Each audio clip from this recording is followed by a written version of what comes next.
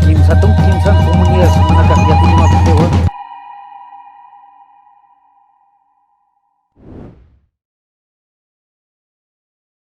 Muy buenas tardes. Arica Barroca los saluda en esta nueva charla del Festival de Arte Surandino. Ya cumplimos 2 semanas de transmisiones de este festival nacido en la precordillera, en los pueblos del interior de nuestra región, en su patrimonio y en la necesidad de conservarlos como tesoros de la humanidad. Hoy, por primera vez, nos encontramos realizando un festival completamente en línea. En los momentos complejos que atravesamos, sabemos que la cultura debe estar siempre cultivada en el corazón. Por eso nuestro festival va en apoyo de las personas que no lo están pasando bien. Les invitamos a las campañas solidarias de Cáritas Chile y la Fundación Recrea, las que pueden encontrar en www.aricabarroca.cl/COVID-19. Comenzamos esta 7ª versión saludando a quienes hacen posible este encuentro: al Ministerio de las Culturas, las Artes y el Patrimonio y su programa Otras Instituciones Colaboradoras del Estado, a la Fundación Gabriel y Mari Mustakis y a Fundación Altiplano. Estamos en Charlas Barrocas, espacio en que nos reuniremos con interesantes invitados e invitadas a conversar sobre arte, patrimonio y conservación. En esta oportunidad pueden ir dejando sus preguntas en el chat de Zoom o en los comentarios de Facebook, y según la plataforma en la que estén, las iremos leyendo durante la charla. Hoy, en la charla barroca del festival, nos acompaña un amigo de los festivales de Fundación Altiplano, director de la Escuela de Películas Nativas, realizador mexicano-peruano y con una larga experiencia en cine y televisión. Nos acompaña entonces nuestro querido amigo Arturo Sinclair, gran tropero del Festival Arica Nativa. ¿Cómo estás, Arturo? Pues ¿cómo estamos? Como estamos todos. Estamos encerraditos en nuestras cuevas y tratando de hacer algo creativo para pasar el tiempo, porque no solamente para pasar el tiempo, sino porque como todo ha cambiado y todo va a cambiar aún más, ¿no? Tenemos que cambiar algunas de nuestras rutinas, más que algunas, ¿no? O sea, yo pienso que son cambios realmente fundamentales. Y un poco de eso es de lo que quisiera charlar o platicar, como decimos los mexicanos, hoy en día, ¿no? Y de una forma un poco más abierta, ¿no? Más como un diálogo que como una bla, bla, bla de 40 minutos, ¿no? Voy a ir presentando algunas ideas a ver si generan eh, interés o curiosidad o horror. Y, Perfecto. y espero que, digamos, se genere ese diálogo que es necesario en estas circunstancias, ¿no? Genial. Entonces, invitamos a todas las personas que están ingresando ya a esta charla y que están viendo esta transmisión por Facebook Live, que pueden ir generando esas preguntas y nosotros vamos a ir conversando con Arturo en la medida en la que va desarrollando su ponencia. Bueno, nos alegra muchísimo, Arturo, tenerte con nosotros dentro del Festival Arica Barroca 2020.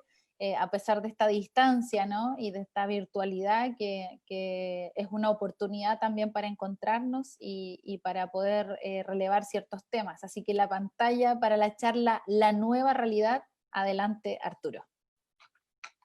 Bueno, quise llamarle a la charla La Nueva Realidad porque yo pienso que eso es precisamente lo que está pasando.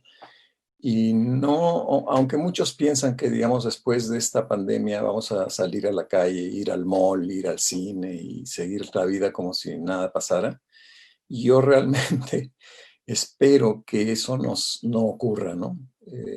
Voy a decir algo que quizás es muy poco político, ¿no? Pero a veces uno quisiera que la pandemia continúe hasta que le caiga el 20 a la gente y diga, oye, realmente tenemos que cambiar nuestra vida y nuestro tipo de relación con el planeta y con los seres humanos y con los animales y con todo, porque digo, si alguien no se ha despertado con esto, pues no se va a despertar con nada, ¿no?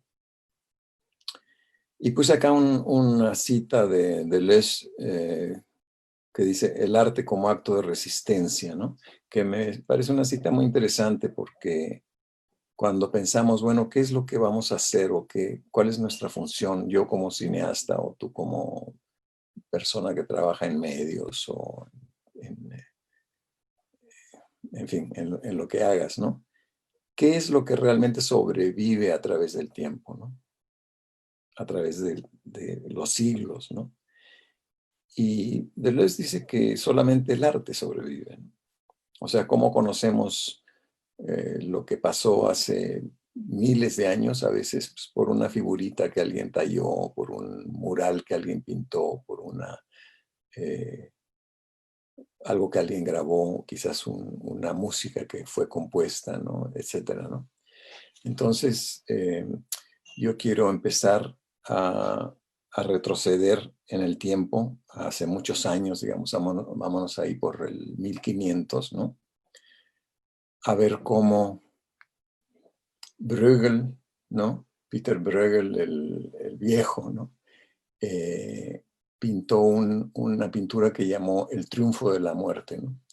¿Y de qué trata el triunfo de la muerte? Pues trata precisamente de una pandemia que fue la más tremenda de todas las pandemias que ha sufrido el ser humano, ¿no? Hasta la fecha, ¿no? Que es la peste negra, ¿no? Pero no quiero deprimir a nadie en este momento, que ya estamos todos así con los pelos parados, pero sí quiero traer a colación los paralelos que yo veo, ¿no? Entre aquella tremenda peste que eliminó digamos, a media Europa, ¿no? 2 veces la población de los Estados Unidos actualmente desaparecieron. Pero quiero que veamos algunas de las cosas que están pintadas acá, porque a veces estas pinturas con tantos personajes y tantas cosas, como que las vemos así, decimos, ay, qué bonito, y pasamos de largo, ¿no? Acá al fondo, prender esta cosita acá. Acá al fondo, por ejemplo, podemos ver unos fuegos que tienen que ver, y eso lo sabemos históricamente, con quema de bosques, ¿no? Quema de bosques a través de grandes regiones, ¿no? Aquí tenemos, por ejemplo, en la distancia unos barcos que se están hundiendo porque no los dejan atracar, y no los dejan atracar por miedo a que los que vienen en los barcos traigan más peste todavía, ¿no? Como que suena familiar, ¿verdad? Todas las, o sea, ni siquiera tengo los números, pero las miles de decenas de miles de muertos inmigrantes que han dejado morir en el mar sin poder llegar, digamos, a la costa a la que querían llegar para sobrevivir, ¿verdad? Está acá, está pintado, está grabado, ¿no? No es una película, no es un documental, es una pintura de un hombre que vio o que vivió, aunque él, digamos, vivió 100 años después de la peste negra, un poco más. Esto fue tan grande que, digamos, esa experiencia pues duró cientos de años, ¿no? Y hasta la fecha, porque hoy día la volvemos a rememorar y la volvemos a conectar, ¿no? Aquí vemos, por ejemplo, un montón de gente, ¿no? Que está tratando de huir de la peste y se meten a un túnel. Entonces yo digo, bueno, pues eso es lo que estamos haciendo en este momento. Nos salimos y nos vamos al mall y nos vamos al cine y nos vamos al carrete, porque queremos huir de esa sensación de que algo nos puede atacar o perseguir, ¿no? Y en este caso pues es la muerte, que no le interesa a dónde te vayas, a dónde te metas, ¿no? Acá a la izquierda el rey está muriendo, acá a la derecha el amor tampoco se salva, ¿no?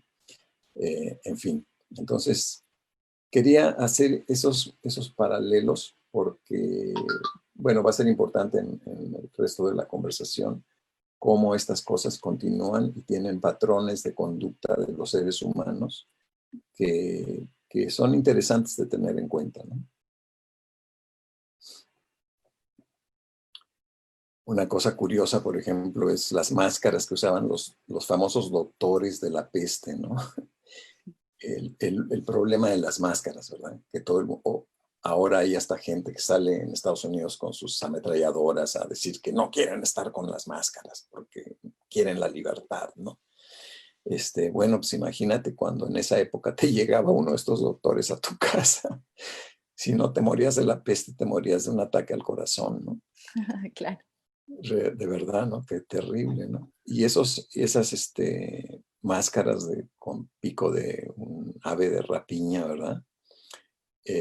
Tenían una función muy específica, ¿no? Por si no saben, ahí los doctores las rellenaban con hierbas aromáticas y hierbas que ellos pensaban que prevenían el miasma, que se llama, ¿no? Esos olores llenos de podredumbre, etcétera, ¿no? Sobre todo en la sociedad de esa época, ¿no?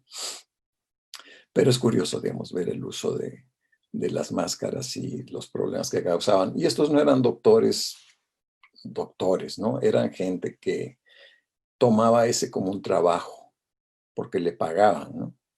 Le pagaban para ir y visitar a alguien y pues seguramente acompañarlo a que muriera y después quemarlo, tirarlo en algún lado, ¿no?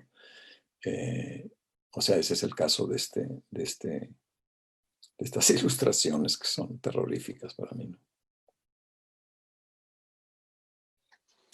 Una cosa bien importante, que es uno de los paralelos más interesantes para mí en este caso, y creo que se aplica perfectamente, es que una de las cosas que causó la peste fue un movimiento social imparable, ¿no? O sea, no solo eso, sino que proporcionó un incentivo tremendo para la innovación, que es un poco lo que está pasando ahora. ¿Qué está pasando? Estamos en la casa y empezamos a ver, bueno, ¿y ahora cómo lo hacemos? Pues, tenemos que aprender a arreglar nuestras cosas, ¿no? Vamos a llamar al gasfitter y vamos a llamar a este y al otro. Si tenemos un problema, tenemos que resolverlo nosotros, ¿no? Y hay mucha gente que está surgiendo y reinventándose y dándose cuenta de que pues, a lo mejor tiene que sembrar su propia comida en el jardincito y todo, porque la cosa puede seguir y seguir y seguir. Entonces, el Renacimiento, que todo lo tenemos así como la época gloriosa de una era, ¿no? No ocurrió por sí solo, ¿no? Ocurrieron muchas cosas simultáneamente y una de ellas fue precisamente esa peste. Y esa peste causó una serie de cambios tan tremendos y gente encerrada en sus casas, ¿no? Hay que acordarse de que quién estaba encerrado durante la peste, pues Shakespeare, Cervantes, Copérnico, Durero, Botticelli, Gutenberg, es decir, todas las artes y todas las ciencias y toda la música, la ópera se inventó en esa época. Todas esas cosas son paralelos que al menos yo veo en este momento, porque ¿qué cosas han surgido? Han surgido nuevos programas de video, de charlas de Zoom, etcétera. Gente que dice, bueno, ¿cómo hacemos teatro? Pues lo hacemos de esta forma. ¿Cómo hacemos el Festival de Cine o el Festival de la Arica Barroca? Pues lo hacemos de esta manera, ¿no? Y yo no creo que estos cambios sean simplemente temporales y se acaba la pandemia, así que nunca se va a acabar porque es como todos los virus con los que coexistimos desde siempre. No es que sea una cosa temporal, sino yo creo que efectivamente todas estas manifestaciones van a seguir y van a seguir evolucionando y nos pueden llevar a cualquier sitio, ¿no?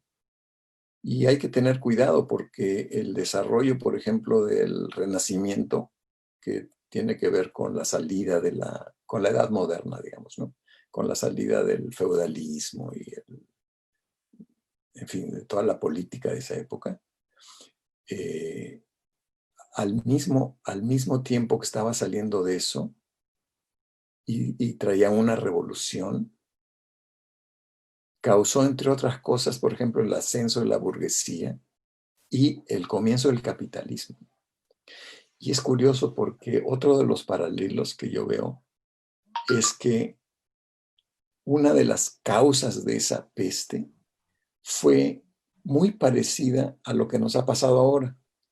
En esa época empezaron los viajes transatlánticos o sea, empezaron los viajes, fue el descubrimiento de América, etcétera, ¿no?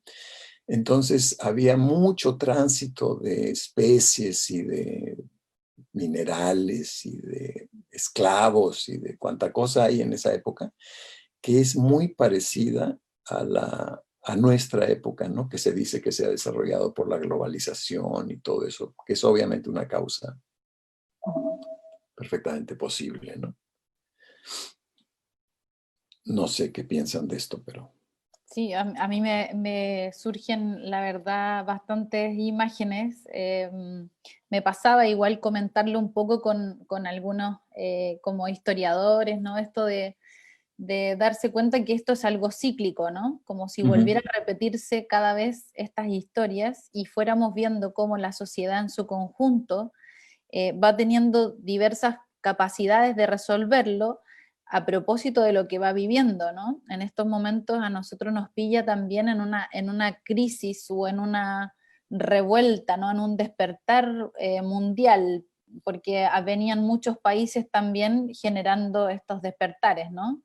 Francia, qué sé yo, partió en Europa, empezó a irradiarse aquí en Latinoamérica, ahora Estados Unidos, ¿no? Nosotros aquí en Chile y todo el proceso desde el 18 de octubre en adelante, que el otro día conversábamos precisamente con Huichaqueo, que mencionaba que venía de mucho antes, ¿no? Cuando matan a Catrillanca y van sucediendo todos estos hitos, ¿no? Que van también generando estas reflexiones conjuntas que permiten que también afrontemos todo esto que estamos viviendo de diversas maneras, pero es inevitable, por supuesto, esto de los 20, ¿no? Como yo veía el otro día una como línea de tiempo, ¿no? Todos los 20 cada 100 años, digamos, todos los 20 fueron generando también estos cambios sociales, ¿no? Fuertes, muy fuertes. Ahora nosotros también con estos procesos de cambio de constitución, ¿no? Cómo se rigen también las ciudades, los países, en sus diversas formas y cómo también estamos intentando, así como tú dices ahora, en ese tiempo del Renacimiento donde surge, ¿no? Como el capitalismo en la sociedad o esta estructura neoliberal y cómo la burguesía también sube mucho más, cómo en estos momentos estamos mirando, ¿no? Desde afuera bueno, a quienes somos pequeños burgueses, ¿no? También porque habemos ciertas personas con ciertos privilegios, eh, cómo podemos también comparar esa situación a la que estamos viviendo ahora, en la que vemos con una distancia enorme esta burguesía, ¿no? Y cómo esta burguesía es la primera que enferma, además, ¿no? Porque viene también desde otros lugares y se asemeja plenamente a lo que estás mencionando con respecto al Renacimiento. Y creo que nos pilla también en un escenario interesante, muy interesante, porque además de esa resistencia que partía Deleuze, ¿no? Con esta cita, esta resistencia del arte, es que muchos están viendo también en esta sobrevivencia estos nuevos oficios, ¿no? Cómo me vuelvo a nutrir de ciertos conocimientos que me permitan sobrevivir y resistir a lo que está sucediendo. Sí. Sí, y bueno, una cosa para que no se me olvide también es la cosa de que si bien la peste, por ejemplo, ocurrió en los 1300, ¿no? Y el Renacimiento, digamos, estás hablando de 100 años después, en el Renacimiento fue una segunda oleada de la peste, ¿ya? O sea, ahí hubo como 200 millones de muertos, ¿no? 100 años después, la misma cosa, ¿no? Una cosa interesante, que por eso puse un subtítulo al Renacimiento, la vuelta a la antigüedad, es que el Renacimiento es en realidad la forma en que la gente que vivía en esa época consideró todos estos cambios y toda esta turbulencia que estaban viviendo, su manera de rescatarse o de salvarse era con esta vuelta a la antigüedad. Incluso el neoplatonismo que se implantó durante el Renacimiento, pues es precisamente parte de eso, ¿no? Y estaba pensando que, digamos, claro, se descompuso el feudalismo, entre otras cosas, que con todas sus connotaciones negativas, era una especie de gobierno local, ¿no? O sea, de aldea, ¿no? Siempre, claro, había un un gran jefe en la aldea, pero eran como gobiernos locales y todo esto fue sustituido por una especie de gobierno global como el que estamos viviendo en este momento, ¿no? O sea, ya no, como que ya no tenemos voz ni voto si vivimos en Arica, por ejemplo, o en Arequipa, ¿no? Tenemos que acatar las órdenes del gobierno central, ¿no? Eso es una Van, cosa. van Sí, llegando algunas preguntas, Arturo, te las voy a ir mencionando porque tienen que ver con lo que estamos conversando. ya. Dice, ¿crees que el avance tecnológico haga que podamos ver símbolos estéticos de esta pandemia con mayor rapidez? Símbolos estéticos. Ujú. Bueno, pues sí, por supuesto, digamos, todo se esteticiza, ¿no? Digamos, la violencia en el cine norteamericano, por ejemplo, el cine Hollywood, ¿no? Las películas de guerra que abundan, ¿no? Son para precisamente darle una estética a algo que es terrible, ¿no? Y todo se convierte en un eslogan y todo se convierte en una polera y todo se convierte pues en una chapa, ¿no? Claro, Este, todo es sí, vendible, sí, todo, todo se todo se puede vende, vender. ¿no? O sea, es una forma de la cúpula, si se quiere, o del gobierno, del control, ¿no? Porque vivimos en una sociedad de control, como bien lo dice Foucault y Deleuze. Ujú. Una forma de luchar contra, por ejemplo, contra nuestra rebelión es convertirla en un símbolo estético, ¿no? El Che Guevara, ¿no? Es una foto que podemos tener en la pared, en la oficina, y nadie se va a alterar al respecto, ¿no? Es una Claro. forma de disolver la potencia de una idea, ¿no? Ujú. Bueno, y hay otra que dice, podemos ver que la historia va pasando de épocas de mucha luz, Renacimiento, la época clásica, y otros más oscuros, la Edad Media, el Barroco. ¿En qué estado estaríamos ahora? ¿O podemos dejar de pensar en estos términos? Bueno, digo, siempre podemos hacer analogías, ¿no? Yo estoy haciendo en realidad algunas analogías, ¿no? Sí, Yo claro. pienso que quizás ha habido un deterioro tan tremendo en nuestra sociedad en los últimos 100 años, digamos, ¿no? Que podríamos considerar que hemos vuelto a una especie de edad media, ¿no? Pero hay que recordar que precisamente el Renacimiento, y por eso lo traje a colación, fue una reacción o una salida de esa edad media, ¿no? Y entramos en una edad moderna. Lo que pasa es que la edad moderna que nos toca enfrentar ahora, pues va a ser seguramente muy diferente y todos los grandes poderes del mundo van a luchar porque eso no pase, por supuesto, ¿no? Mm. Absolutamente, ¿no? Esa es la gran guerra, ¿no? Nosotros queremos el agua limpia, Coca-Cola quiere el agua embotellada, ¿no? Y no solamente embotellada, sino que nos la vende el agua, ¿no? Nos vende la lluvia, no falta que nos vendan el sol, ¿no? Pero bueno, el Renacimiento, la vuelta a la antigüedad, vamos a volver a eso. Vamos. Mira,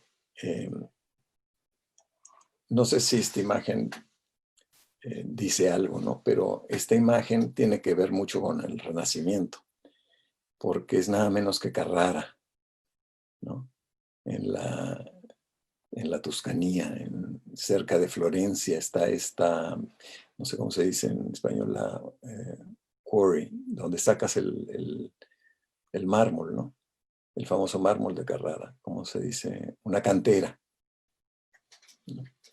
Esta es la cantera de Carrara. Y bueno, pues tiene que ver con todas las épocas, por supuesto, ¿no? Es como tener ahí una montaña y totalmente invalorable, ¿no? De un material increíble, ¿no? Que hoy en día pues seguramente se usa para mesas de cocina y pisos de mansiones y qué sé yo. Pero en esa época pues había un señor que se llamaba Miguel Ángel, ¿no? Que le dieron un trabajito, ¿no? tenía que hacer una escultura de un Moisés para la tumba del Papa, que era uno de los mecenas de su época, ¿no? Entonces Miguel Ángel fue a la cantera de Carrara, como iba siempre, a conseguir sus piedras para esculpir, ¿no? Y con una idea en la cabeza, ¿no? de esta estatua que iba a hacer, ¿no? Y ve la piedra y dice, chuch, está sentado, carajo. Y es que él lo quería hacer parado. Esto es muy interesante porque él pudo ver dentro de la piedra el personaje que él iba a rescatar, a liberar. Y está pues en las memorias de Miguel Ángel, ¿no? Esto, ¿no? Entonces, de todas maneras, pues se llevó su gran roca, ¿no? Y talló al buen Moisés, que efectivamente está sentado. Y si ven su cara, está súper enojado, además. No la puse ahí, pero está furioso el Moisés. Una cultura extraordinaria, pues, de un artista así increíble, ¿no? Sobre esto de poder ver lo que está dentro, yo tuve una experiencia personal que me iluminó un poquito sobre qué es lo que pudo pasar, porque suena un poco fantasioso, ¿no? O sea, como que vio lo que estaba dentro de la piedra. Pues, de alguna forma, el artista proyecta en el material de trabajo, ¿no? El dibujante proyecta en la hoja de papel lo que va a dibujar y lo copia, ¿no? El escultor pues, le cuesta un poquito más de trabajo porque el mármol es duro, muy duro. Entonces, yo una vez intenté hacer una escultura pequeña, ¿no? Así, una cosa más o menos de este tamaño, y empecé con un bloque. Yo sabía la figura, tenía mis dibujos y mis sketches y todo para, digamos, llegar a esa figura, ¿no? Entonces, empecé a esculpir, primero a quitarle el sobrante obvio, ¿no? El sobrante obvio, las esquinas del molde, del bloque, un poco fuerte, ¿no? Pero conforme tú te vas acercando a tu intención, digamos, tu mente empieza de alguna forma a ver a través de este pedazo de piedra o de lo que sea que estás esculpiendo. Y empiezas a tener más cuidado porque dices, bueno, pues ya me estoy acercando a este borde de aquí. Entonces empiezas a picar más suave, más fino, más fino, más fino, más fino. Y me ocurrió una cosa increíble que tuve que llamar a un amigo artista y decirle, tienes que ver esto porque es absolutamente fascinante. De pronto, en una de esas puliditas, llegué a una superficie distinta a la que yo estaba quitando, ¿no?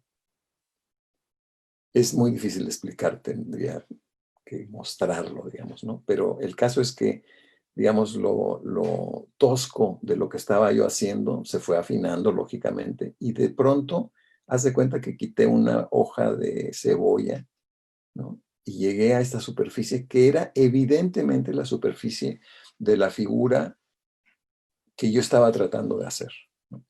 Entonces, a partir de ahí, fue súper fácil porque fue simplemente pelar esa rugosidad hasta llegar a esa superficie fina, ¿no? Y así fue como llegué al final de esa pieza, ¿no? Y bueno, y después me enteré no sé si antes o después fue que me enteré de esta historia de Miguel Ángel, a lo mejor fue después y eso me influenció, ¿no? Miguel Ángel hizo una serie de figuras llamadas Los Esclavos, que muchos críticos de arte piensan que son estatuas inacabadas. Y yo pienso que es lo más tonto de pensar de Miguel Ángel. Estas no son estatuas inacabadas. Estas son obras perfectamente terminadas, en donde él nos está mostrando eso de lo que estamos hablando, ¿no? él está encontrando dentro de esa roca una figura y no quiere seguir quitándole nada porque eso podría hacer desaparecer una evidencia, ¿no? Y son extraordinarios, son casi mis figuras favoritas, ¿no? Es una serie, además, ¿no? Es una serie de los esclavos de Miguel Ángel, ¿no? Pero además hay otras obras de Miguel Ángel, obras terminadas, de acuerdo a los críticos de arte, ¿no? Que muestran a ciertos personajes de esta misma manera, o sea, saliendo de inacabados, ¿no? Saliendo de la piedra. Bueno, esa es una historia que quería compartir porque me parece que tiene que ver con el arte, por supuesto, y también con la artesanía, que es algo de lo cual quiero hablar, ¿no? Perfecto, mira Arturo, aquí hay una gran amiga, dice Soledad Domínguez, de seguro te Hola, conoce porque te pone querido Arturo, saludos cariñosísimos. Me gustaría saber qué te inspira a propósito de la literatura futurista. Entre paréntesis pone, no sé si conoces la obra de Asimov y particularmente su serie de los robots, sobre la evolución de la humanidad hacia la soledad. El planeta Solaria, en la serie de los robots, no se llama así por su sol, sino por la soledad llevada al extremo del aislamiento de cada uno de sus habitantes y su terror al otro. Este futuro solipsista, anticipado por la literatura y la ciencia ficción, muestra un aspecto del Armagedón que nos espera. Y claro, el autor no tiene respuestas de alivio. Se puede dar luego de la pandemia algo parecido, la soledad y el miedo. Así es. No, pues me pegaste, sí, directamente, porque Isaac Asimov, pues es uno de mis escritores favoritos, uno de los más inteligentes que he leído y que ha tratado, o sea, además, pues un sabio, ¿no? O sea, olvídate de la ciencia ficción, o sea, sus trabajos científicos, históricos, etcétera, ¿no? La historia de los pueblos de Egipto, de cuántas civilizaciones ha habido, es de un volumen y una calidad inigualable, yo creo, ¿no? Es uno de los grandes de la literatura que está muy olvidado en la academia, ¿no? Porque es un escritor de ciencia ficción, no sé por qué. Es además una persona que estableció las leyes robóticas, ¿no? O sea, él previó claramente a dónde nos dirigíamos, ¿no? Eso, bueno, eso se prevé desde hace siglos, ¿no? Pero Asimov está suficientemente cerca para poder determinarlo con toda precisión, ¿no? Y él estableció una serie de reglas que, por ejemplo, ¿no? Esto es una conversación de hace 2 días con alguien que estableció estas reglas, estas leyes, no reglas, estas leyes que tienen que respetarse en cuanto a la función y la operación de los robots que van a tener la inteligencia artificial, bueno, o que tienen inteligencia artificial, etcétera, etcétera, porque de otra manera, pues, estamos perdidos, ¿no? Como dices tú, el Argamedón no nos salva a nadie, ¿no? Pero es curioso, por ejemplo, los robots en sí, cuando tú ves el trabajo de robótica en los Estados Unidos, donde yo he trabajado varios años en ese campo, la robótica se utiliza prácticamente como un arma, ¿no? Como un elemento de control tremendo, ¿no? En Estados Unidos. En Japón, por ejemplo, en donde la robótica está muy avanzada, la robótica tiene otra función completamente distinta, completamente humanista, ¿no? Los robots están diseñados para ayudar al anciano que ya no se puede mover bien, para alimentar al que ya no puede alimentarse, para cuidar a los niños y a los pets, etcétera, ¿no? Son dos ramas, dos corrientes completamente distintas utilizando una misma arcilla, ¿no? Llamémosle eso a los robots, ¿no? Es una discusión para largo, ¿no? Sigamos Pero entonces con el desarrollo de las imágenes que estábamos viendo igual, que me parece muy interesante a propósito de estas como estatuas sin acabar, ¿no? Como las figuras inacabadas de Miguel Ángel, que tú decías recién algo que se me pasó, que era como este concepto de que había una búsqueda, ¿no? Como constante de, o sea, lo que mostraba la imagen era esta búsqueda que era imperecedera, ¿no? Como Además estaba revelando, o sea, estaba haciendo una revelación, ¿me entiendes? Estaba haciendo una revelación que nadie, o sea, nadie lo podía ver si él no lo mostraba, ¿no? Claro. Ujú. Y eso es tremendo, pues es fascinante esto, ¿no? No sé qué slide viene, pero vamos a sorprendernos. A ver, ya. En esa misma época tienes, por ejemplo, a Leonardo, ¿no? A Leonardo que hacía estas figuras así bellas, suaves, emotivas, espirituales, etcétera, en la imagen de la izquierda, ¿no? Ujú. Pero Leonardo estaba loco de remate, o sea, Leonardo, o sea, si había robots en esa época, acá están. Este que está acá a la derecha es precisamente uno de Leonardo, ¿no? Y no solamente robots, él hizo varias animatrónicas, varias máquinas. Sí, Y hizo intentos también de, creo que de sus diseños vienen los tanques, ¿no? Los no, tanques vienen inspiran. armas, pero pavorosas. Sí, Qué bueno que no existen hoy en día, porque total. no, terribles, o sea, que cercenan. Creo que tengo un slide aquí. Sí, mira, esta es una de las armas que está hecha en base a ¿cómo se llaman las sogas? ¿Cómo se llaman Ah, que con, son como, con lo como que cortas lanzas. Ujú. con lo que cortas el pasto? Sí, os. Claro, Ujú. son hoces mecanizadas que, o sea, corrían los caballos, pasaban por el campo de batalla y despedazaban en pedacitos a, a los Aspas, enemigos. pone la No, no, Soledad no, también. no, tremenda, tremenda. Sí, no, estaba muy loco Leonardo. O sea, pero fíjate, todas estas cosas son producto de esa época precisamente, ¿no? Es una época realmente con muchos paralelos a los nuestros en este momento, en la forma en que nos encontramos, ¿no? Y o sea, no se trata de glorificar el Renacimiento y decir, puta, el Renacimiento, todo era maravilloso, y la Mona Lisa sonreía, y no, no, no, no. Estaban, pero cabroncísimos.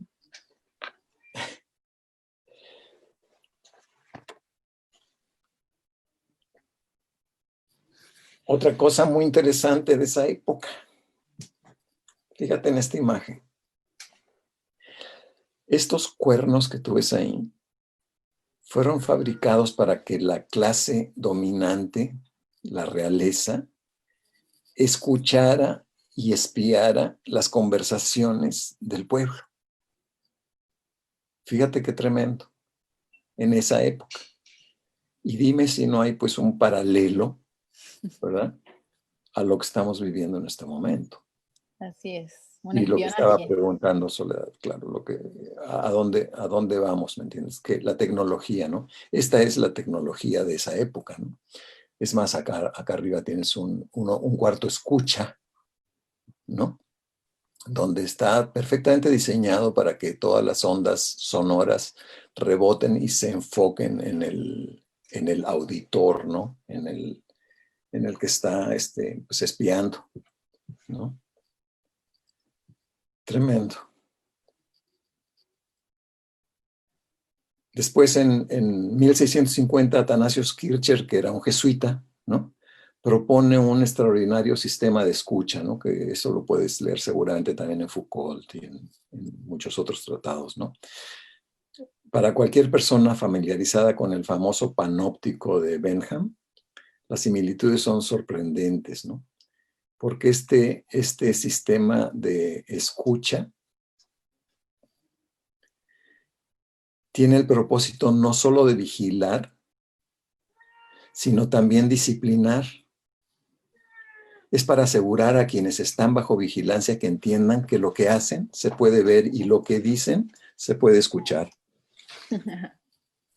Y mi gata tiene que salir de la mesa.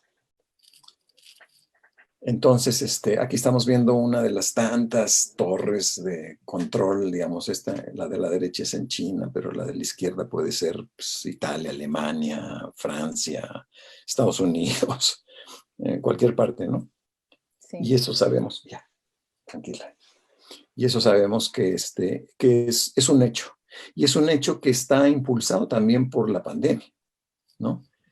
Hay varios países en que se ha institucionalizado, ¿no? En Singapur y en otros países, pues todas las aplicaciones, ¿verdad? Que la gente tiene que tener para ser traqueada o como se diga, ¿no? Para ser seguida y para saber cuál es su estado, se supone que con el propósito de que estés bien, ¿no? Claro, con la ubicación, dónde estás, Te en qué miden lugar. te miden la fiebre, a ver si tienes fiebre y qué sé yo, pues para poderte sacar y pescar de ahí. De la misma forma que en la pintura de Bruegel, el viejo, que presenté al comienzo, tú ves a la muerte, tiene varias funciones porque es muy chistoso ver. Es una gran pintura, ¿no? Está en el Museo del Prado. Y claro, no la puedes ver en una pantallita, es una cosa gigantesca que tienes que meterte, ¿no? Y ves la función de la muerte, a veces son como pescadores, ¿no? Que están pescando humanos, ¿no? En distintas circunstancias, en distintas cosas, ¿no? Véngase para acá. Ella está muy interesada en toda esta cuestión Sí. de la vigilancia. Pero pues aquí está. En esto estamos, en este momento, precisamente. Ahora, todas esas quemas de bosques y inundaciones y terrible depredación del medio ambiente de la Edad Media, terminaron, por supuesto, en esta gran plaga, ¿no? Y esta es una foto pues, moderna, bueno, no sé ni siquiera si es una foto, no importa, la pongo ahí como ilustración, ¿no? Conceptual. Esto es donde estamos, se supone que viviendo, ¿no? Así es. Y dices, ¿qué? ¿En serio? Pues, ¿qué esperas? O sea, ¿qué esperas de esto, no? Pero yo quiero proponer, digamos, otra cosa, ¿no? En la ciudad estás encerrado. La libertad del campo siempre te tira, dice Victoria Muyo, ¿no? Amiga también de Arica Nativa y de Fundación Antiplano. ¿Dónde prefieres vivir, no? O sea, esto existe en nuestro planeta, ¿no? No es como Soylent Green, esa película. No sé si alguien la vio, pero una película con Charlton Heston, ¿no? No sé si alguien la ha visto. Pero en Soylent Green es una película apocalíptica también, ¿no? De una situación así como la que estamos viviendo, quizás un poquito más dramatizada, ¿no? En donde los viejos, precisamente viejos, como yo, por ejemplo, son ya inútiles. Ya no producen para el Estado, para la empresa, para la multinacional, ¿no? Entonces, que se mueran los pinches viejos, ¿no? Porque nos están quitando fondos, ¿no? Y eso lo escuchamos en todas partes, lo escuchamos en Estados Unidos, en Brasil, en Europa, En Chile. en Chile, Sí. en plataformas públicas, ¿no? Porque, pues, ¿para qué sirve esta gente, no? Ya pasó de los 60, que se muera, ¿no? Y todo parece diseñado como para eso. Bueno, en Soylent Green, en la película Soylent Green, que se me acaba de venir a la mente, cuando ya estabas, digamos, viejo, tenías la opción de tú mismo dirigirte a una organización, a un lugar del Estado, ¿no? Y a cambio de morirte para convertirte, y ahorita te explico en qué,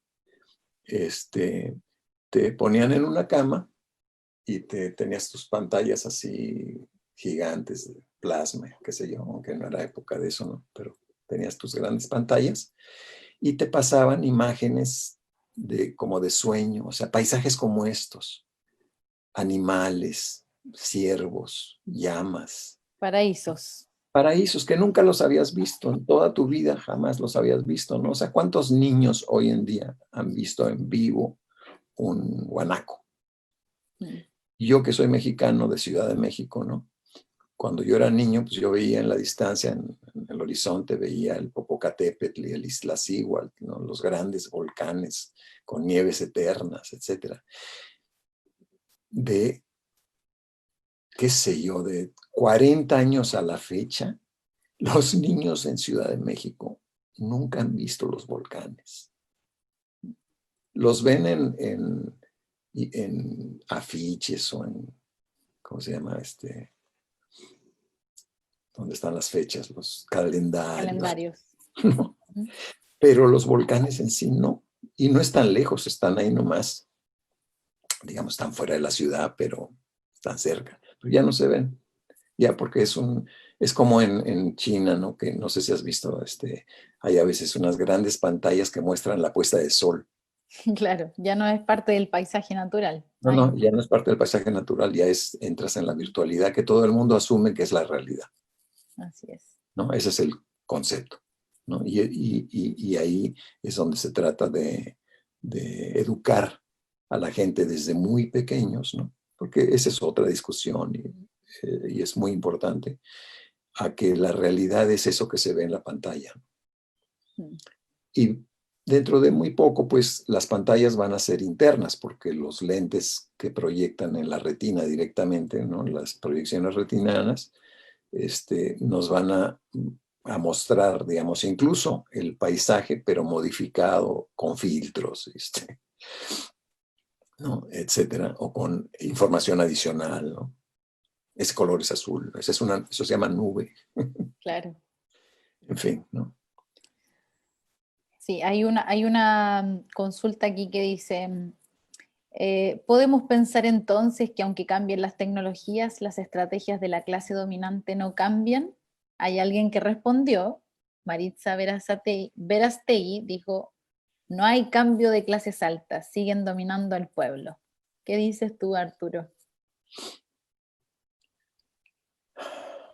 Bueno, pues hay dos preguntas ahí, ¿no? Una es que,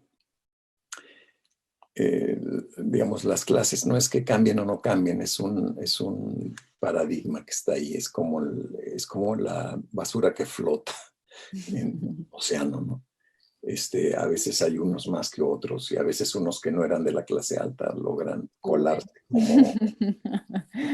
como plástico desmenuzado y se meten ahí porque es apropiado. Pero la estrategia sí, porque la estrategia se adapta, ¿no? Porque, digamos, nadie sabe lo que está pasando realmente, ¿no? O sea, bueno, digo, hay proyecciones y las proyecciones vienen desde Platón, ¿no? O sea, por favor, ¿no? O sea, no son proyecciones modernas de la BBC o de la CNN. O sea, las proyecciones son desde siempre porque es parte de la naturaleza humana, ¿no? O sea, ese ¿cómo se dice? Antropomorfismo que se creó durante el Renacimiento, digamos, ¿no? Porque todo era teosófico, ¿no? Todo era alrededor del Dios, ¿no? Uh-huh. Y de pronto en el Renacimiento eso sí cambió y se convirtió en una cuestión antropomórfica, creo que es la palabra que estoy buscando, ¿no? O sea, el hombre es el centro y todo se tiene que supeditar al hombre, ¿no? Y ese pues, es uno de los problemas más grandes que ha causado el Renacimiento. Uh-huh. Es tremendo, ¿no? Y eso no nos hemos despojado de eso, ¿no? O sea, quizás ahora tengamos una oportunidad o sea, la gente está así fascinada con que mira, los pajaritos ahora vienen a la ventana, mira los animales, ahora puedes verlos en las calles, etc. El pasto, ¿no? Creció bien, feliz, el verde. ¿No? O sea, como un respiro, ¿no? Pero si solamente es un respiro y cuando esto pase arrasamos con todo como una aplanadora, pues será una memoria de memes de Facebook. Claro. Y depende de nosotros, ¿no? Voy a seguir otro slide. Alejandro Jodorowsky escribió un libro muy, muy interesante que se llama Donde mejor canta el pájaro. Sí. Y lo subtituló En el árbol genealógico. Yo conocí a Jodorowsky en México cuando trabajaba él en teatro y en cine también, ¿no? Y nosotros en México teníamos un grupo de rock, ¿no? Porque yo fui joven alguna vez. Entonces teníamos un grupo de rock and roll. Y el señor Jodorowsky nos hacía las letras de las canciones, ¿no? Éramos una banda así, lo más avant-garde que ha habido en México, ¿no? Por supuesto no teníamos un gran público, como comprenderán, porque Jodorowsky pues, es muy Jodorowsky, ¿no? Claro, un Pero bueno, especial. pero me gusta mucho el concepto de donde mejor canta el pájaro, y si alguien ha leído el libro, pues va a saber que se trata de una especie de viaje a través del tiempo, ¿no? De Jodorowsky, buscando su origen y el momento de su nacimiento, ¿no? O sea, cómo sus padres se conocieron después de miles de años de viajes y de, en fin, pueblos distintos, Rusia, Chile, ¿no? Etcétera. Interesante. Entonces yo decidí aquí hacer un pequeño cambio de táctica, ¿no? Y ir yo mismo a buscar qué A tu cosa, árbol. de dónde vengo, ¿me entiendes? Y esta es mi abuela Lupita. Y mi abuela Lupita me crió por muchos años en su milpa, ¿no? Ella era indígena, purépecha, de los Tarascos en México, que fue una tribu pues, muy aguerrida que nunca se dejó conquistar con los aztecas, y los aztecas estaban pero picudísimos, ¿no? Pero pues, ellos resistieron y tenían sus métodos y todo, ¿no? Y ahora, bueno, la gente que viene de esa rama, de la zona más que nada de Michoacán en México, tiene unas costumbres muy bonitas y unas comidas maravillosas y qué sé yo. Entonces yo acabé con mi abuela porque yo vivía en México, ¿no? En la Ciudad de México. Y en algún momento mis papás, pues, supongo que no pudieron mantenernos, digamos, en la clase media baja donde vivíamos, ¿no? Y yo tomé esa oportunidad para irme a vivir donde mi abuela, porque la otra opción era irme a un internado. Y se me pararon los pelos de punta. Dije, no, no. Estaba yo chiquillo, pues, ¿no? Entonces dije, no, no, yo me voy con mi abuela. Yo adoraba la choza y las gallinas y las plantas, y ella vivía pues en el medio de la nada, ¿no? Entonces, mi abuela purépecha tenía una milpa, ¿no? Ahorita, si no saben qué es una milpa, ahorita lo explicamos, ¿no? Los purépechas o tarascos se dedicaban a la alfarería, a la escultura, a la arquitectura, a la pintura, la orfebrería y la pesca, porque hay un gran lago, el lago de Pátzcuaro, ¿no? Y eran los únicos que manejaban el bronce, y ese era uno de sus secretos, ¿no? Y nunca fueron conquistados por los aztecas. Desgraciadamente tuvieron que doblegarse ante los españoles, por supuesto, ¿no? Entonces, y esto pues fue muy importante para mí porque mi abuela me enseñó todo lo que yo sé. Yo siempre que pienso de dónde aprendí esto, siempre me refiero a mi abuela y digo, pues sí. Ella me enseñó a trabajar con las manos, a utilizar, a no desperdiciar nada, ¿no? El clavo oxidado, todo torcido, no se tiraba, pero ni de a vainas, ¿no? Se enderezaba, se pulía un poquito y se ponía en la latita de los clavos, ¿no? Y todo el entorno era fabricado por ella con sus manos artríticas, ya porque ya estaba vieja, ¿no? Y hacía muñecos, y me enseñó a hacer títeres, y me enseñó a hacer un teatro, ¿no? De títeres, y me enseñó a cuidar de las gallinas y a hacer injertos en los árboles frutales y a crear nuevos resultados, ¿no? Cuando mezclabas manzana con pera, ¿no? Porque hay quien dice, o son peras o son manzanas, ¿no? Bueno, son peramanzanas, ¿no? En fin, fue una época muy importante en mi vida, ¿no? Entonces, la milpa. La milpa es una cosa interesantísima porque mi abuela vivía en 400 metros cuadrados de terreno. Ahora, yo he investigado mucho últimamente y hay gente que dice que no puedes no puedes ser autosustentable en menos de 1 hectárea, ¿no? Bueno, pues mi abuela vivía en 400 metros cuadrados, o sea, pedacito de tierra en un sitio donde no había pues casi nada, ¿no? Pero tenía una milpa. ¿Y qué cosa es la milpa, no? Es un sistema agrícola que tiene siglos de existencia, ¿no? Y que mantiene siempre la fertilidad del suelo y reduce la erosión y que todo. Y es básicamente la mezcla de maíz, frijol, calabaza, chile y quelites en un en una simbiosis en que todos estos elementos se nutren unos a otros y viven unos de otros y se alimentan unos de otros, etcétera, ¿no? Y yo me acuerdo perfectamente, pues, ella pues me enseñó y ella me mandaba, me decía, oye, pues tráete una calabaza, pero además córtale el tallo a la calabaza de una forma, de una distancia o de una longitud, porque vamos a hacer unas flautas. Entonces hacía flautas con los tallos de la calabaza, ¿no? Y bueno, y comíamos pues maravillosamente bien. No sé si saben qué son quelites. Los quelites, ¿alguien sabe? No, yo por lo menos no sé. Bueno, los quelites son hierbas. Son las hierbas que la gente mata con herbicidas en los jardines de su casa, porque es una hierba, no sirve para nada, ¿no? No, Claro, hombre, crece sola. crece sola, ¿no? Y es muy abundante, ¿no? Entonces, podría ser, por ejemplo, el paico es un quelite, ¿no? Que en México se llama epazote, ¿no? Y que se usa maravillosamente bien con los frijoles, una maravilla, los frijoles con epazote, ¿no? El diente de león, que todo el mundo lo mata porque cree que es una plaga, ¿no?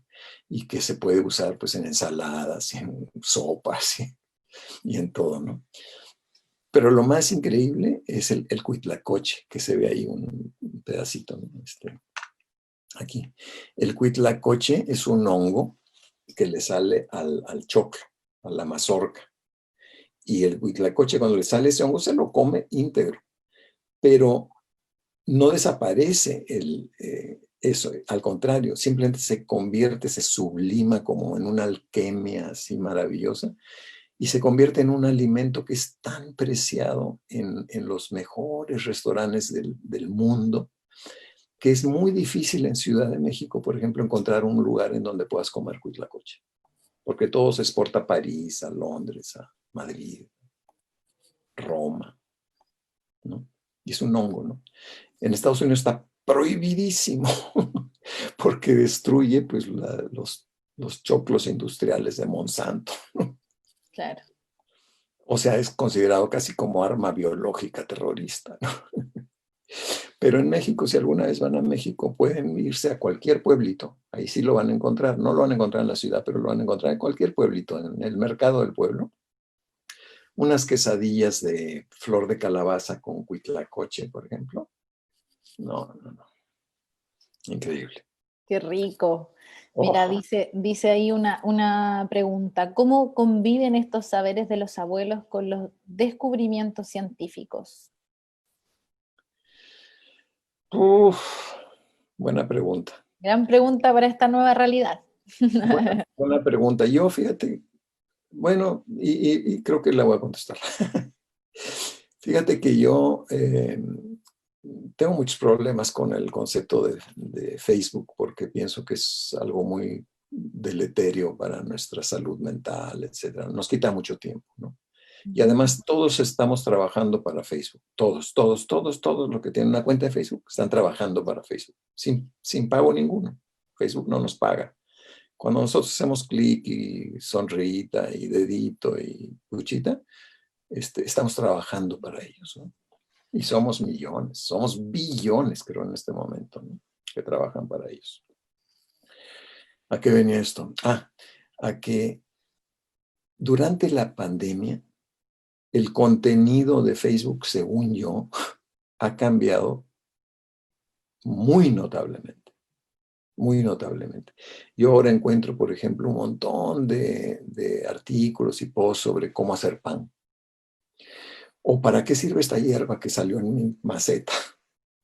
Y alguien en Argentina o en no sé dónde contesta, no, pues eso se llama fulana de tal y se puede usar así, y la puedes usar en una ensalada o la puedes comer así, y tienes que hervirla o no, etcétera, ¿no? Entonces, hay una cantidad de información al respecto de digamos, estos conocimientos de los abuelos que están surgiendo porque todavía pues hay estos viejos que están ahí sentados sin poder salir y están tratando de compartir algo, ¿no?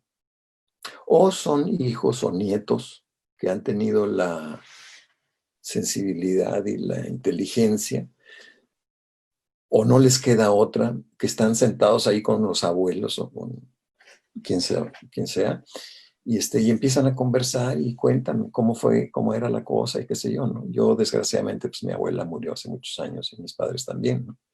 Y siento mucho no haber conversado, platicado más con mi padre, por ejemplo, que tiene una historia maravillosa, ¿no? Pero con mi abuela, a mi abuela, pues yo no platicábamos mucho, simplemente vivíamos y yo veía cómo ella vivía, cómo vivíamos juntos, ¿no? O sea, era una comunicación así como directa, ¿no? Entonces, yo pienso que esa es la forma en cómo se relaciona esa tecnología y el conocimiento, de alguna forma, ¿no? Como ir haciendo este traspaso, ¿no? Como esta reciprocidad de saberes en los que van como convergiendo distintas formas de convivencia, de cómo también resolvían ciertas cosas que ahora nosotros las resolvemos con un clic, como ir conversando con estos seres, ¿no? que comparten con nosotros la vida y que nos permiten también ir encontrando esas herramientas y complementando. ¿Como a eso te refieres? ¿Como llegar a esa Bueno, complementariedad? lo que pasa es que, digamos, no todos los abuelos, digamos, tienen una milpa, Claro. ¿no? O sea, yo, por ejemplo, soy una especie de abuelo tecnológico, ¿no? Trabaja con robots, con tecnología, ¿no? Pero tuve la grandísima suerte de que cuando fui niño fui educado por una mujer indígena que me enseñó realmente todo lo que yo sé, ¿no? Puedo aplicarlo de una forma distinta, quizás hoy en día, pero lo importante de todo esto para mí, y creo que para todos, es que todavía está abierta una rendija de la puerta, ¿entiendes? Todavía es posible, así como en el Renacimiento dijeron, qué sé yo, regresar al pasado, ¿me entiendes? Nosotros tenemos, o sea, cuando tú empezaste un camino y la recontracagaste, ¿verdad? O sea, obviamente, no vas a seguir en el mismo camino, ¿no? O sea, ¿qué te queda? Pues te queda darte la vuelta, regresarte y buscar otra solución. Sabes que no era para allá, pues allá está Sardor o el Golem, ¿no? Y no vas a dirigirte así como... Muchos lo harán, ¿no? Ese es mi temor, digamos, fundamental, ¿no? O sea que muchos, pero muchos lo harán, ¿no? Y esos muchos pues, van a estar armados hasta los dientes y van a tratar de obligarte. Y hay muchos poderes y muchas fuerzas que te van a tratar de obligar de una forma u otra a que sigas esa rutina, ese camino, ¿no? Aquí te muestro, por ejemplo, unos cuantos platos, por ejemplo, el de la izquierda, acá este que está aquí en la izquierda, se llama precisamente plato de milpa, sopa de milpa, flor de calabaza, Es todo lo que hay en la milpa. con todo lo que hay en la milpa, ¿no? No, hombre, comíamos, pero de lujo, ¿no? Y se hacían pues tamales, mi abuela hacía, ¿qué no hacía? O sea, no había un día en que no hubiera una maravilla salida del trabajo de tus propias manos, ¿no? Porque eso sí, obvio que era trabajo, ¿no? Yo me acuerdo que, por ejemplo, cuando era frío, así como estamos viviendo ahorita en Santiago, ¿no? Que hace mucho frío, teníamos que salir en la tarde antes que bajara la luz, digamos, a tapar cada retoñito de cada ramita con papel y un hilito, ¿no? Para que no se congelara, ¿no? Y en la mañana siguiente deshacerlos y destaparlos y todo, ¿no? O sea, trabajo, claro, sí, pero al menos para mí como niño era como un sueño, ¿no? O sea, era como vivir en un paraíso realmente, ¿no? Treparme en los árboles y ensuciarme y perseguir a las gallinas y buscar los huevos. ¿Sí? Lo único que no teníamos no teníamos una vaca, por supuesto, en 400 metros no puedes tener una vaca, pero porque además de los 400 metros la mitad pues, era la choza y el gallinero y un espacio donde yo podía jugar, etcétera, ¿no? Y el resto era todo sembrío, ¿no? Y había frutas, además de lo de la milpa tradicional, mi abuela había plantado pues uvas y otras cosas que no son parte de la milpa, ¿no? Adaptándose, ¿no? Entonces no teníamos vaca, entonces no teníamos leche, pero en esa época pues pasaba un señor en su burro con su tambo de metal de leche y nosotros le dábamos huevos y él nos daba 1 litro de leche, pero leche, El ¿no? trueque, un El gran trueque. trueque. Y con esa leche mi abuela hacía mantequilla, queso fresco, queso añejo y leche. Tenía su cosa de madera donde se escurría el suero, en fin. O sea, todas esas cosas que yo aprendí como niño son la razón por la cual a veces alguien me pregunta, oye, pero ¿de dónde sabes tanta huevada? Digo, pues porque si vives, si sobrevives de ti mismo, pues tienes que saber hacer esto y hacer el otro. Si no, pues no. ¿De dónde? No? Te mueres, ¿no? Así es. Por eso, digamos, si va a haber supervivientes de lo que venga, pues va a ser la gente que vive en las aldeas, en la sierra, Que etcétera. resuelve, que Pues resuelve. lógico, ¿no? Que resuelve los problemas que tengan, que sean tremendos, pues, ¿no? Así es. Entonces, aquí están unos platitos para que les dé hambre. Hablemos un poquito de la artesanía. Ana Jarén dice que no son bienes de consumo, sino objetos de uso. Y su uso no causa su desaparición. Dan al mundo la estabilidad y solidez sin la cual no se podría confiar en él para albergar esta criatura inestable y mortal que es el humano. Es en un libro que Ana Jarén trata del trabajo de tus manos, ¿no? Y es una bellísima explicación de lo que para mí es artesanía, porque yo no hago una diferencia entre artesanía y arte. O sea, no puede haber arte sin artesanía. No hay tal, pues, ¿no? Hoy en día sí, porque hoy en día un mojón en la galería es arte, ¿no? Pero no puede haber arte sin artesanía, eso lo sabemos desde la antigüedad, ¿no? Pero tampoco puede haber artesanía sin lo que es el arte, es decir, a veces se piensa que, esa artesanía puede estar mal hecho, puede no tener una estética, ¿entiendes? Aparte de la función, y que la función del arte es nada más mirarlo como bobo. No, es una función, es una necesidad, es un objeto de uso. Yo estoy rodeado de cuadros en mi casa, ¿no? De dibujos y qué sé yo, ¿no? Que me alimentan todos los días, me alimenta tanto como una sopa, ¿no? Obviamente si soy muy pobre y me estoy muriendo de hambre, primero la sopa, pero esa sopa pues va a estar hecha con este concepto, ¿me entiendes? De un bien que es parte del quehacer humano. Esa es para mí esa artesanía. Quiero que veamos este cortito, pero les voy a explicar un poquito por qué lo tengo ahí. Cuando yo vivía en Perú, en Lima, viví muchos años allá, un día la embajada japonesa le regaló al Perú una casa de té. Como que a nadie le importó mucho una casa de té. ¿Qué será eso? Pero cuando yo me enteré de eso, me pareció increíble, ¿no? Entonces me fui al terreno donde iban a construir la casa de té y me fui ahí todos los días. Me sentaba ahí con mi libreta o con mi lápiz o qué sé yo a mirar, ¿no? Y la casa de té la construyeron 2 personas, un carpintero y un jardinero. Ahora, yo nunca jamás en la vida había visto algo igual, desde el punto de vista artesanal y desde el punto de vista práctico. O sea, simplemente no cabía en mi cabeza porque ahí sí no tenía yo un conocimiento de ese tipo de trabajo tan extraordinario, ¿no? Y además complejo, porque era como armar un rompecabezas de esos de madera que increíbles, ¿no?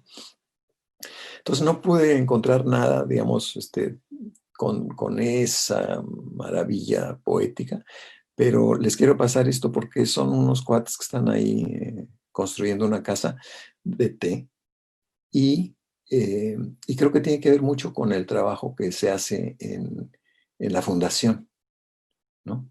Y quiero que le den un vistazo.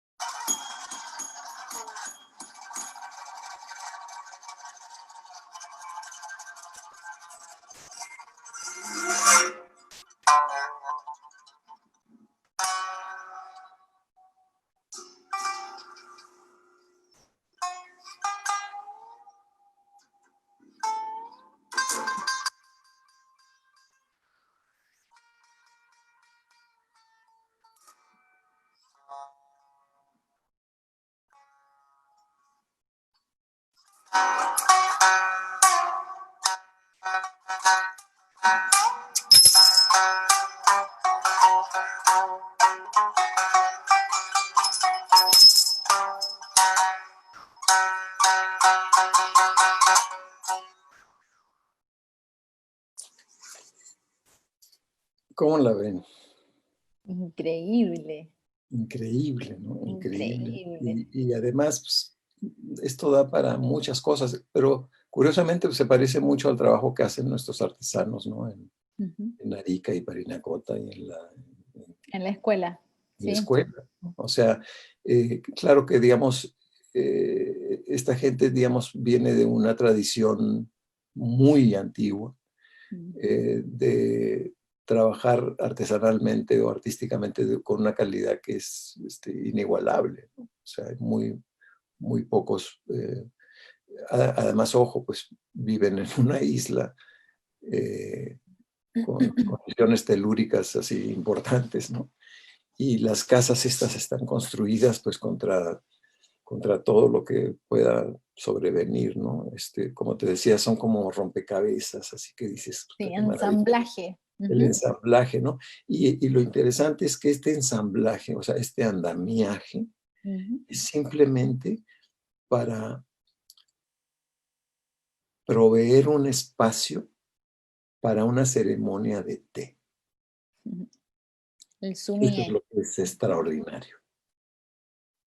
Entonces, y si te fijas bien, la mayor parte del trabajo que hacen con una precisión así, pero increíble, eh, no se ve,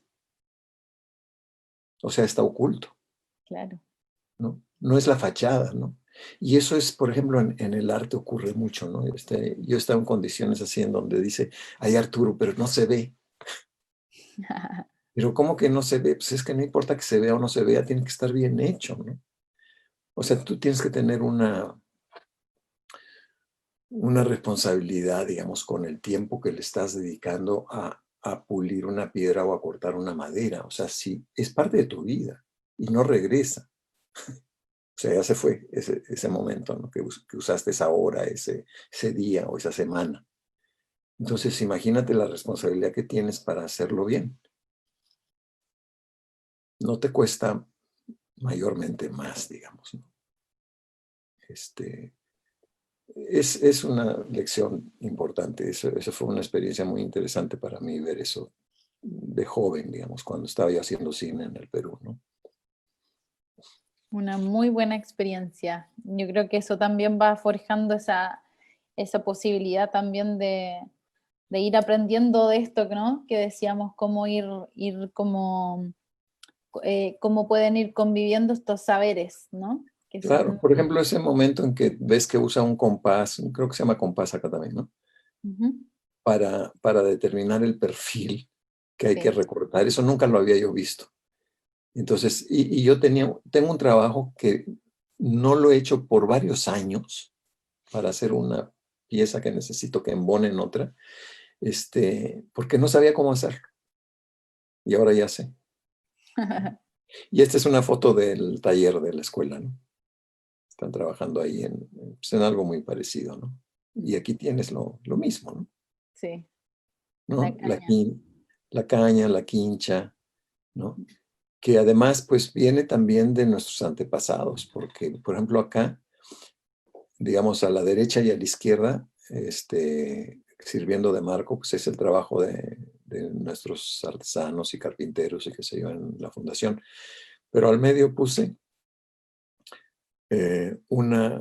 una lancha de totora,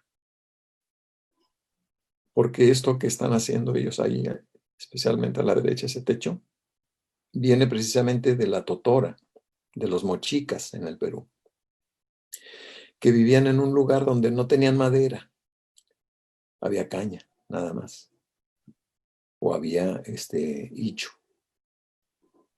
y con eso construían o sea, utilizaban lo que tenían a la mano, ¿no? Todo. Ujú. Pero otra cosa que me gustó bueno, de esa cosa que edité, es un documental largo de construcción de una casa de té, ¿no?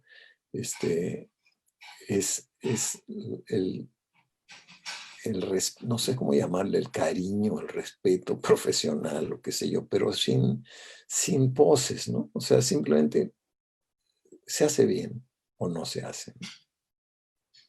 O sea, si vas a amarrar, o sea, ojo, se han caído naves espaciales americanas, ¿no? Porque alguien se equivocó en el signo de más o de menos, o no tradujo de pulgadas a centímetros. Así es. ¿Entiendes? Entonces, o sea, el trabajo de todos nosotros es importante, ¿no? En el cine, por ejemplo, uy, el director. Pues sí, maestro, pero el electricista. Uf. El que no te conectó bien. El que hace el cambio de foco, imagínate, si no está en foco la toma, pues como que el director valió gorro, ¿no? Este es un trabajito que hice para hacer una marioneta, ¿no? Desde hace mucho me gustó mucho tallar madera porque es un material tan noble, ¿no? O sea, y en fin, y es parte de mi mezcla de robótica y de títeres que me enseñó la abuela, ¿no? Maravilloso. Este es el cuerpo, digamos, base de la marioneta que iba a ser controlada por una computadora, ¿no? Que fue mi tesis en mi cuestión de nuevos medios. Pero esto viene pues de la abuela, este es un títere que hice en madera también, que se llama Pancho, que es como mi alter ego, ¿no? Que es muy grosero y a veces hasta da miedo sacarlo porque dice cada barbaridad, ¿no? Pero pues es que es cierto, ¿no? O sea, es que simplemente uno es como el servidor, es como cuando tienes un gato, el gato es tu dueño, ¿no? Totalmente.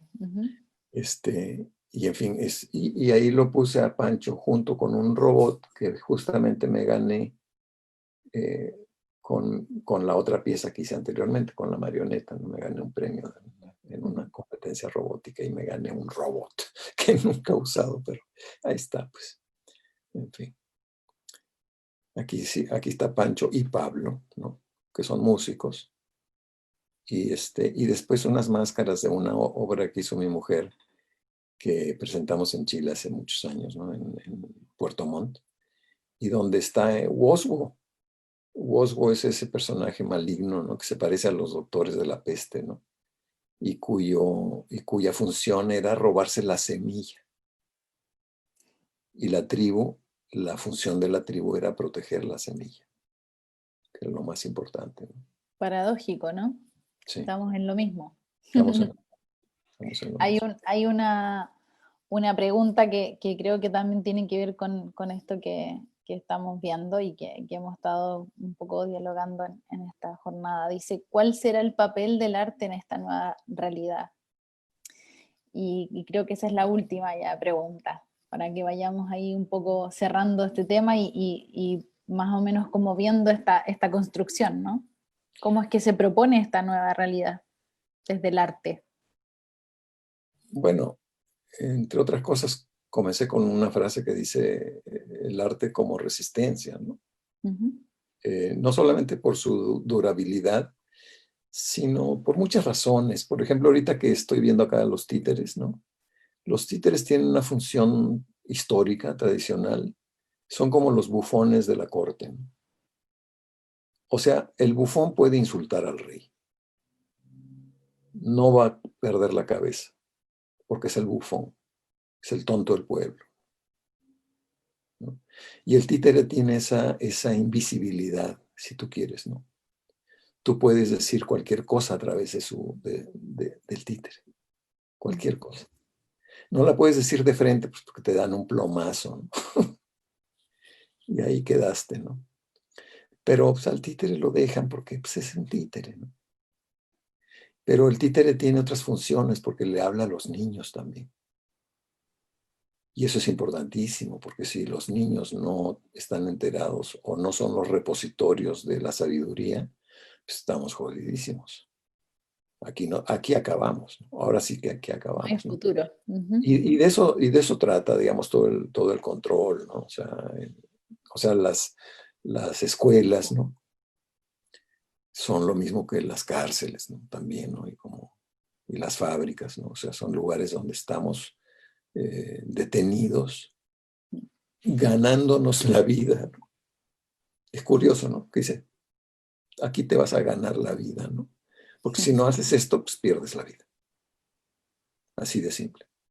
Entonces, el papel del arte pues, es para mí esa resistencia, ya sea en la forma que sea, ¿no?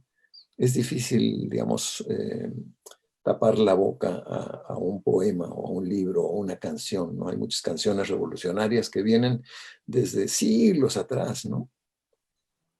Hay una cancioncita y si tú piensas, por ejemplo, esas cancioncitas, por ejemplo, se les enseñan a los niños porque son como rimas o como canciones de cuna a veces, ¿no?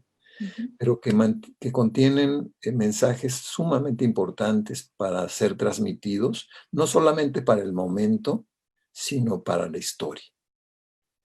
Por ejemplo, esa cancioncita que dice Frère Jacques, dormez-vous, dormez-vous, sonne le matine, ding dong dang, ¿no?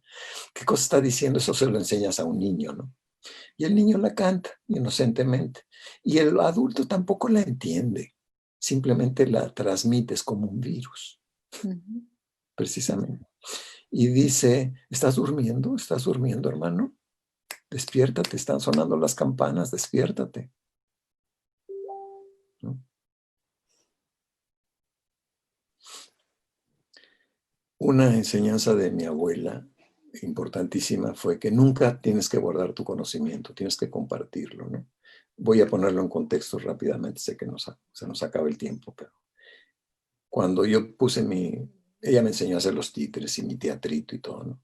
Entonces, cuando yo hice una pequeña obra de teatro para unos niños muy, muy pobres que vivían en la zona, hijos de gente que hacía adobes, que con ajustas vivían, los invitaba yo para ver los títeres y yo hacía los efectos de sonido de la tormenta y la cuestión, estaba yo muy chiquillo. Y después de terminar una de estas funcioncitas, uno de los niños me dijo, oye, ¿cómo hiciste el trueno?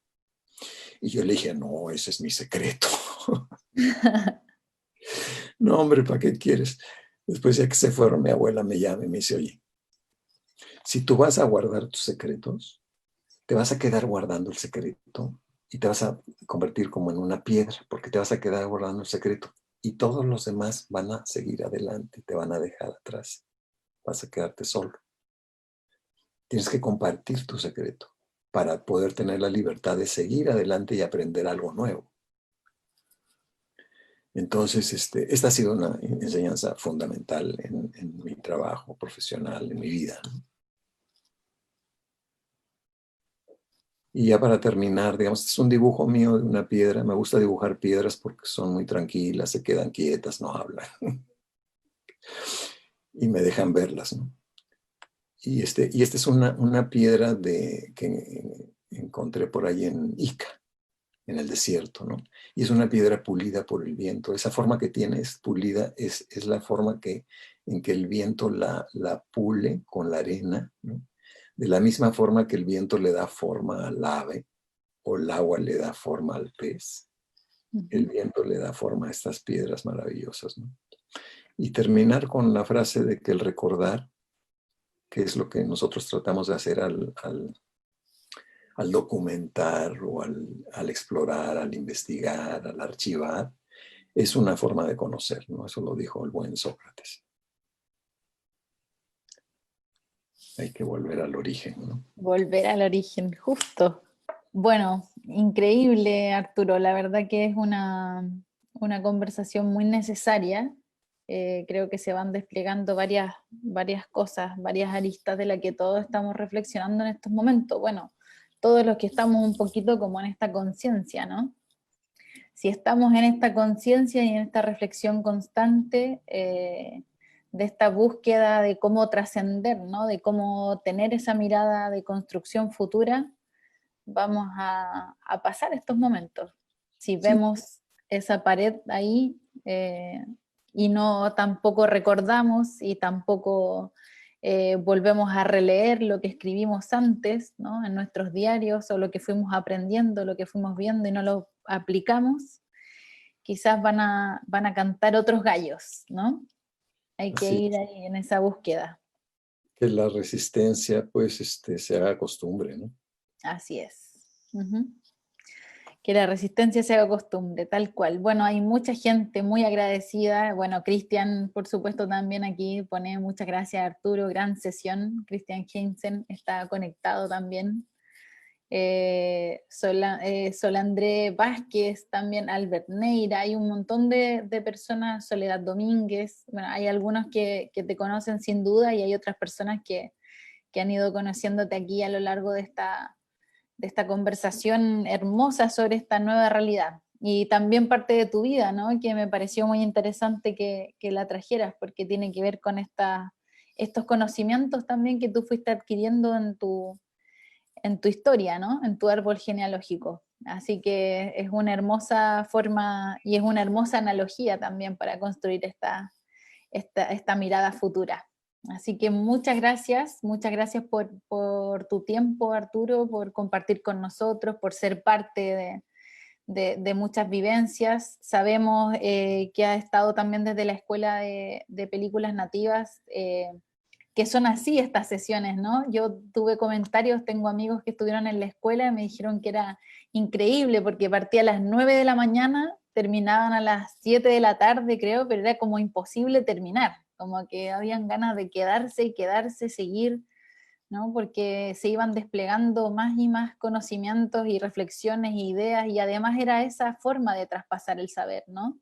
Como que no, tú no, y lo comentaste, me acuerdo en algunas charlas, que tú no les ibas a enseñar a hacer películas, ¿no? Como que ibas a ir insumando ciertas herramientas para que ellos buscaran esa posibilidad. Así que bueno, esperemos que todo esto nos pille de la mejor manera para que podamos encontrarnos, ojalá en noviembre. Todavía no sabemos qué va a pasar, ¿no? Con Arica Nativa. Esperemos pueda ser de forma presencial y podamos romper estas paredes virtuales, ¿no? Y volver a encontrarnos. Así que muchas gracias, Arturo, por tu tiempo y por tu sabiduría. No, hombre, gracias a todos los que han sufrido esta hora pasada. Gracias por atender y obviamente a la Fundación y a Cristian y a todos los organizadores, a todos ustedes que hacen que esto sea posible, ¿no? Porque es una herramienta pues muy poderosa que no debe desperdiciarse tampoco, ¿no? O sea, no puedes tirar el clavito oxidado y torcido a la Así es. basura, ¿no? O sea, tienes Hay que que enderezarlo y volverlo a enderezarlo utilizar. y usarlo bien, claro. Muchas gracias. Bueno, invitamos a todas las personas a que continúen. Te mandamos un gran abrazo, Arturo, para que podamos sobrellevar todo esto. Ya estuvimos ahí conversando. Ojalá que te sea ameno y sigas descubriendo más cosas y te sigas acordando de más cosas también que hayas aprendido cuando niño para resolver ahí los saberes, los quehaceres domésticos también en los que estamos todos, ¿no? Y poder sobrellevar también esta pandemia, porque estamos todos ahí en riesgo. Así que a cuidarse mucho, amigos. Igualmente a todos ustedes. Invitamos entonces a todas las personas que nos están viendo. Mañana vamos a estar con una gran jornada, ¿sí? Partiremos el mediodía con el encuentro de poesía nativa. Esto es un gran encuentro donde vamos a estar con Richard Navarro desde Bolivia y Constanza Tapia con el trabajo de Ediciones Catartes, que es una editorial local de aquí de Arica. Así que va a haber un bonito encuentro mañana de poesía nativa, no se lo pierdan. Seguiremos también a las 16 horas con la ponencia Las ñatitas de Fernando Rivera, y cerraremos a las 18:30 horas con el curso Conociendo más sobre un tesoro textil del mundo andino con Javier Vilca. No olviden entonces visitar aricabarroca.cl y descubrir la Galería Barroca, que este año trae 10 exposiciones de artes visuales y fotografía. Allí podrán entrar también a templos barrocos y recorrer virtualmente la ruta de las Misiones Saraña, a propósito de estas imágenes que veíamos con Arturo, ¿no? Donde volvemos al campo, volvemos a estos lugares tan bonitos que tenemos en el altiplano de aquí de Arica. Pueden recorrerlos virtualmente a través de nuestra página. También están los mejores productos de arte y diseño en nuestra feria neobarroca, todos los productos locales de esta zona. Hoy te recomendamos aceitunas Alto Albarracín y agradecemos también a Voces Diseño, que son quienes auspician, ¿no?, el vestuario durante todo este festival, el vestuario que uso. Muchas gracias, Voces Diseño. Y les recordamos también que Arica Barroca está apoyando iniciativas solidarias para ir en ayuda de quienes más lo necesitan con esta pandemia, así que visiten www.aricabarroca.cl/COVID-19 para conocer el trabajo de Cáritas Chile y Fundación Recrea. Síguenos en nuestras redes, no nos separemos, nos vemos mañana entonces a las 12 del día con este gran encuentro de poesía nativa, Sayaricuna, nos levantaremos, sin duda. Muchas gracias.